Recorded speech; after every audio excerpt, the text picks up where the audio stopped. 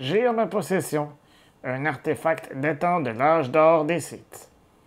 Il contient des inscriptions tellement secrètes qu'il aura fallu reprogrammer un droïde protocolaire afin d'en comprendre leur signification. Aujourd'hui, on fait la revue de la dague d'Ochi de Bestoon telle qu'on a pu la voir dans l'épisode 9, l'ascension de Skywalker. Mon nom est Dominique alias Lord Doom et vous regardez Star Wars Artifacts.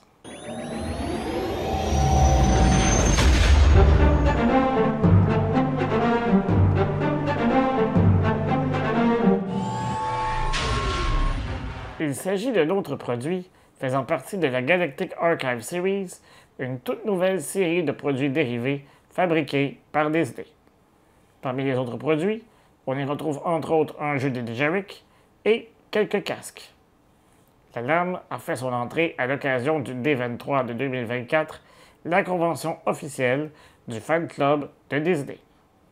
Elle fait partie de l'édition limitée à 3000 exemplaires et, au moment du tournage de cette revue, elle était toujours en vente sur le site web du Disney Store. Elle se vend au coût de 80$ US, 110$ canadiens ou 70 €. Êtes-vous prêts? Allez, Chewie, on met la gomme. Jetons maintenant un petit coup d'œil à la boîte. En avant, outre la photo de la dague, on peut y lire « Dague d'Ochi de Bestoon » et tout juste en dessous, il est mentionné « Effet lumineux à activation tactile et présentoir ». Dans le coin supérieur droit, il y a un petit encadré argenté qui indique édition limitée de 3000. En bas à droite, il y a le logo de la Galactic Archive Series. Les côtés contiennent tout simplement le logo de Star Wars. À l'arrière, on nous explique les différentes fonctionnalités de la dague et on la voit allumée sur son support. On y retrouve également un paragraphe qui retrace l'histoire de cette dague mystérieuse. Associé notoire du conseiller impérial Yuppie Tashu et des Acolytes of the Beyond, Ochi était un fanatique passionné par les arcanes Sith antiques.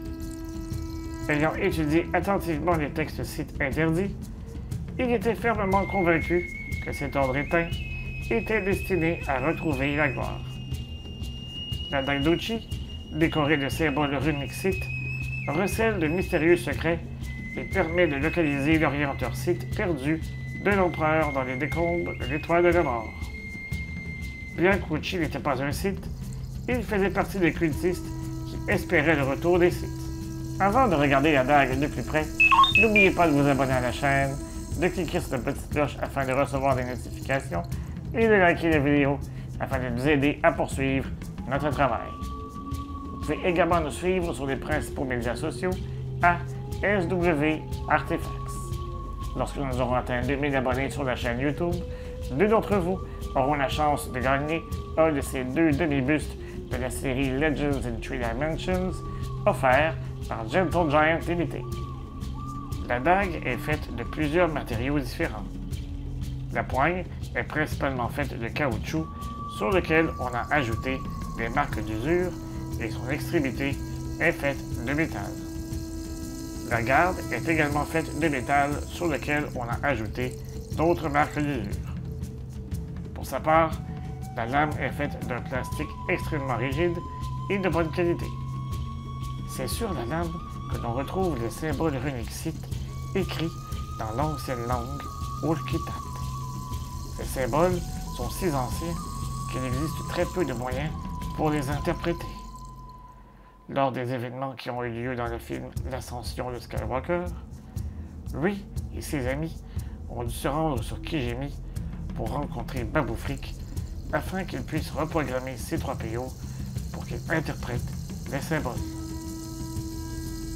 Une fois le code brisé, la bande s'est retrouvée sur une lune d'Andorre nommée Kivbir.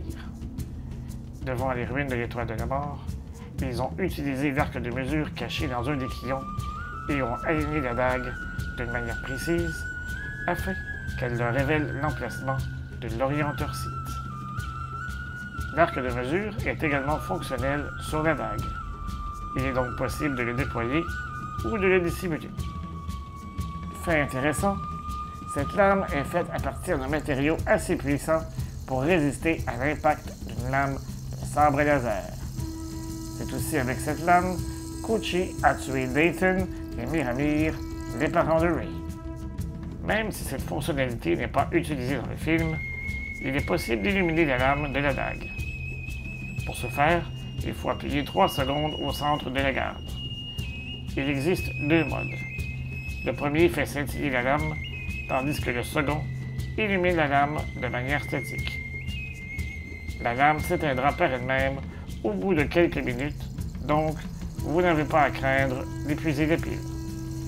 Pour fonctionner, elle nécessite une pile CR123A qui est incluse lors de l'achat. Pour changer la pile, vous devez dévisser la portion inférieure de la pointe. La dague est également accompagnée d'un support afin de l'exposer.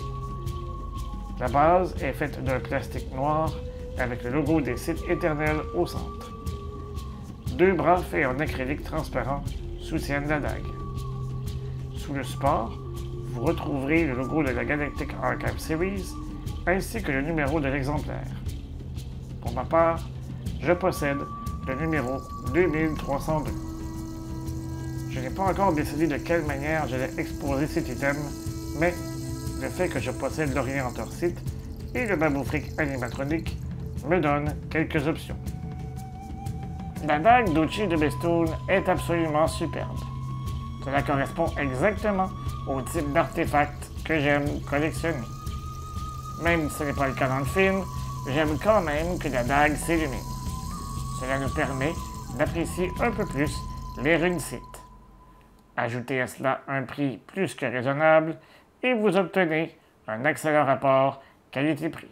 Et vous, que pensez-vous de cette dague? Est-ce le type d'artefact que vous aimez collectionner? Dites-le moi dans les commentaires. Si vous avez passé un bon moment en notre compagnie, vous pouvez peut-être nous offrir un merci ou super thanks afin de nous aider à vous présenter régulièrement du nouveau contenu.